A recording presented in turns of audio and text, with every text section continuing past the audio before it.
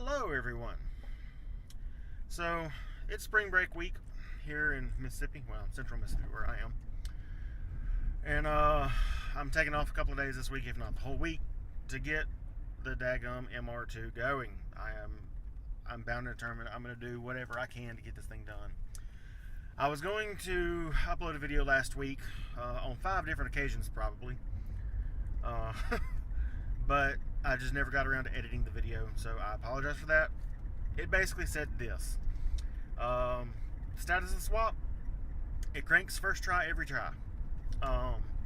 Will not idle on its own power. So I've got to figure out what is going on there. It could be something as simple as a vacuum line, although I don't think that's it because I've eliminated all the vacuum lines. It could be the idle air control valve under the throttle body is stuck or gummed up or something. Really hoping that's it. Or, last but not least, well, hopefully not, it could be that I have some vent valves and it's not getting the compression that it needs. So I'm running some errands right now. I'm going to go and get back to the car and run a compression check on it with it in the car. Whenever I bench tested it, it was fine. It was within spec, but that doesn't simulate running conditions. So I trust that one about as far as I can throw it, and being a lighter engine, it's not that far that I can throw it. So let me get these errands run, and then we will get started on the compression check, and I will bring y'all along for the ride on that. But worst case scenario, it is bent valves or whatever. I do have another head, that XB head that my cams came out of, that I could put some new valve stem seals in and get a head gasket, slap it on there. But to be completely honest, I would almost rather just go get another engine. One that I know was running and maybe comes with warranty. A lot of the salvage yards around here will do that. So let's hope it doesn't come down to that. Let's just hope that it's the idle air control valve. Because, I mean, the thing sounds good when it is running. But we'll see. So let me get these errands run, and I will catch y'all at the car. Alright, so let's get started on this timing. I'm going to go ahead and pull all 4 coil packs, unplug them, remove the spark plugs, and I'm going to go ahead and, I guess, unplug the injectors, because that's going to be the easiest thing to do for right now. So that way there's no fuel going in. So let's get started. Okay, so my secondary camera that I had recording time lapse of all that decided not to work. So here's what I've done so far. Alright, so I have gone ahead and pulled all 4 plugs and the coil packs for each one. Of course, I've unplugged the coil packs because they're over there, and I have unplugged the injectors so that there is no fuel going into the cylinders. So now, let's go ahead and get this thing compression checked.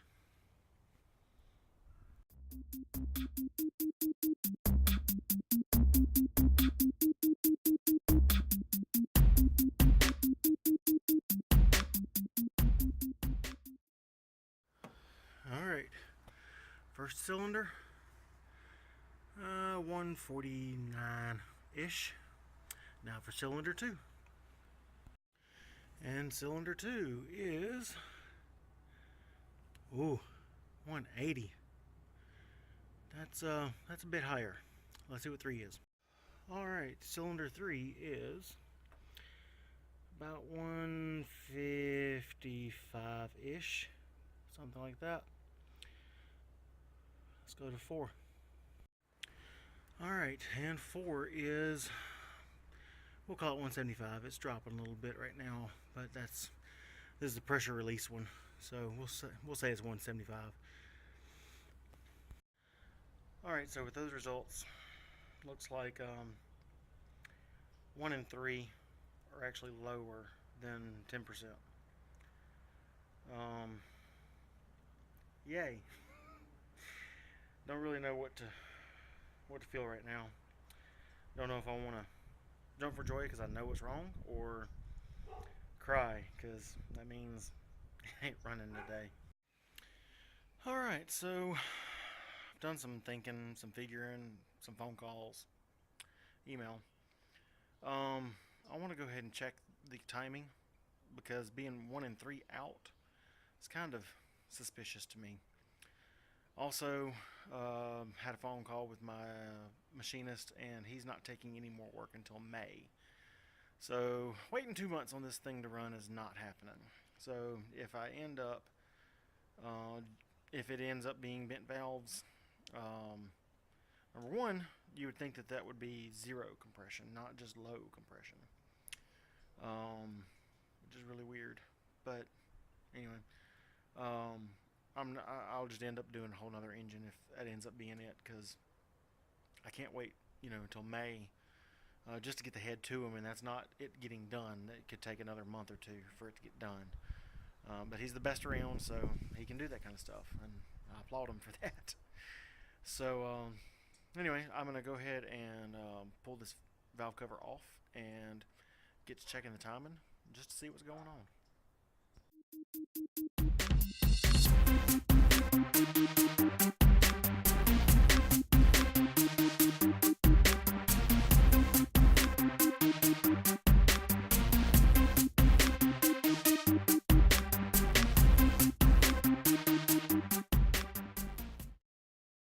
Okay, so before we get into that, I just was noticing this before when I was putting these spark plugs back in so that nothing falls down in there. This is cylinder 1. It's nice and sooty, and these are brand new spark plugs. I mean, they've only been ran with the thing running here in the driveway. This is number 2, almost non-existent. Nothing to it. No soot, no nothing. Very weird. Number 3, somewhat sooty. And number 4, and it's cleaned off a little bit because I just rubbed my finger over it, but I mean, it's yeah. So that number 2 one right there, that concerns me. So not sure what that could mean. It's almost like number 2 is not doing anything. And then I need to get my Noid light set out and double check the injectors, make sure they're, well, I mean, I know they're firing because it cranks up and runs as long as I give it gas. Anyway, let me check this timing. This timing mark, these VVT solenoids actually have 2 marks. There's one over here. I didn't get a video of it, but it doesn't have this part right here.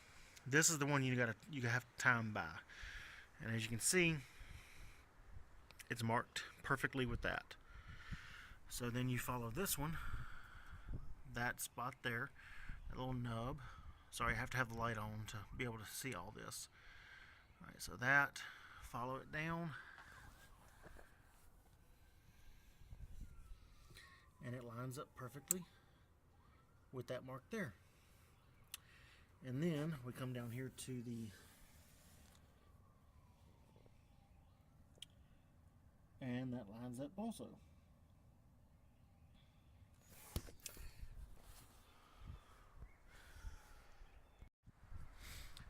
Okay, so not timing. At least most likely not. I'm not pulling the front cover off and all that just to see if the actual gear on the crank is right, because I checked that thing like 5 times before I put the cover back on, and it was right. Timing was dead on. But peace of mind.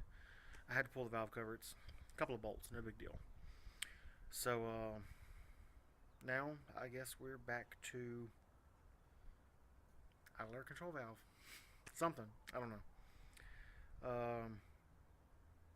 Anyway, let's see what else we can come up with.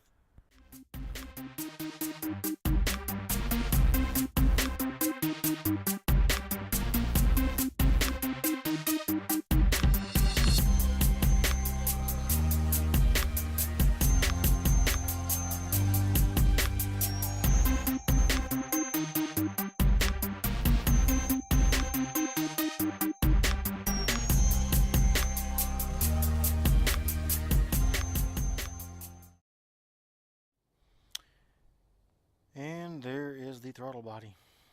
Tiny little thing, actually. It is kind of dirty, so I'm going to go ahead and clean it up some. That is the idle air control valve and the what appears to be the heater lines that run to the throttle body to keep it warm. I don't know. I think that is water lines. I'll have to look at the schematic, but anyway, I'm going to clean this up and stick it back on and see what happens.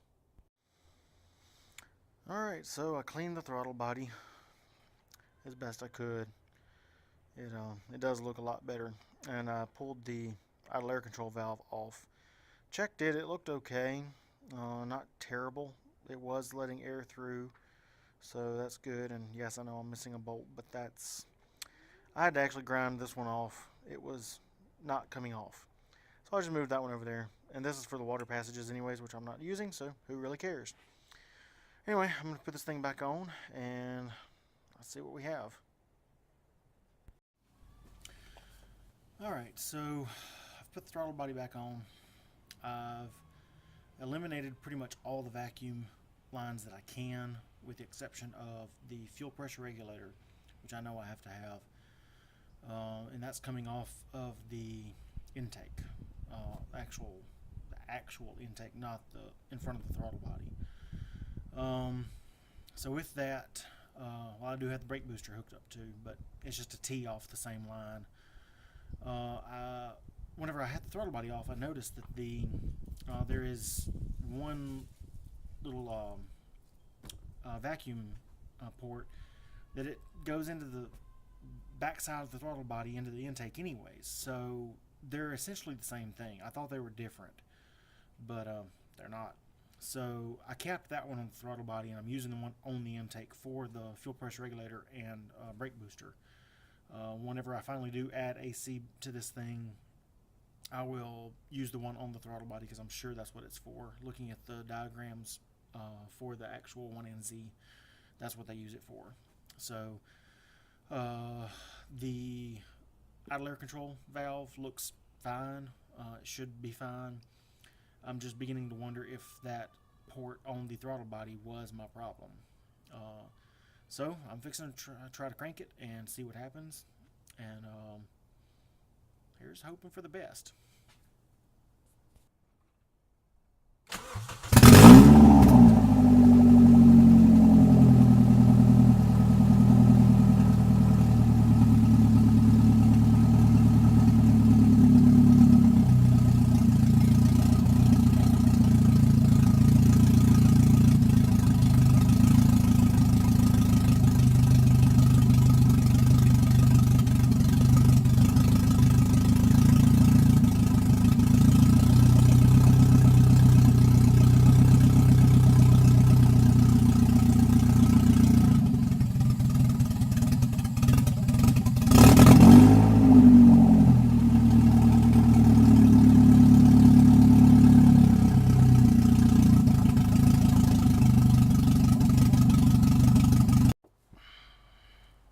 It's time for happy dance. It idles, wants to die every once in a while. That might actually be the idle air control valve. I'm gonna go ahead and order another one, just to be on the safe side. Everything else looks fine. Like I said, it ran. I barely had to touch it to keep it running every once in a while then, and that could be the idle air control valve. So with that, I'm going to go ahead and call this a wrap. I'm going to go ahead and call the muffler shop and see when I can get this thing in there, because I am so ready to get this thing running and on the road. Later today, I should have some parts coming in from Toys R Us, just eyebrows and floor mats, because I've never had floor mats in this car other than the X Racing ones that came with the car whenever I bought it many years ago. And I kind of want real floor mats, So with that, I'm gonna go ahead and call this a wrap. She runs it. I'm just gonna run it like it is, honestly. I may end up getting another engine later and doing something special with it, but for now I'm gonna run it like it is. seems to be doing fine. And, you know, I hope you like what you see. I know it's not doing a Lamborghini in my garage, but it's still fun. And okay, so a quick update. I was sitting here doing video editing, and I was editing the footage of my little GoPro thing, and I had it trained on the engine the whole time I was doing the compression check. Come to find out, every single cylinder was within 5 psi. I had 180, 180, 175, 180. But before I could get out of the car and go look at the compression tester, it had dropped to the 150 or 149 or whatever on those the number 1 and number 3 that I thought were low, but they were not. So it was malfunctioning my equipment, not necessarily a bad engine or bent valves or whatever. So that's an awesome thing. That makes me feel so much better. So for now, I'm just going to go ahead and finish cleaning the throttle body. I mean the throttle body also, but the idle air control valve, because that seems to have helped a ton. All I had was mass airflow sensor cleaner. It worked a little bit, but I mean you saw it ran. So I'm going to finish cleaning it. I'm going to go get some carb cleaner and some PB blaster. Clean it with the carb cleaner really good. Get all the deposits off, and then I will do the PB to lubricate it, and then I'll let it dry out, and then reinstall it. So I probably won't do video of that, just because I mean it's just cleaning a nasty part, but whatever. So the next step is I'm going to go ahead and try to get my brother to help me get the car to the muffler shop, because I don't want to drive it, even though it's just like a mile and a half down the road. I don't want to drive it that far, open header, because I mean that will, number one, piss off the neighbors. 1A of that is one of my neighbors is actually the police chief. Really don't want to piss him off. And then part 2 of that is with it running open header, I don't want it to damage anything inside. So anyway, with all that said, I'm going to do the exhaust, get it done. Still got to figure out the front torque plate. I'm going to see if the muffler shop can't do that. If they can, great. If they can't, I'll deal with it. And then I've got to get a tag.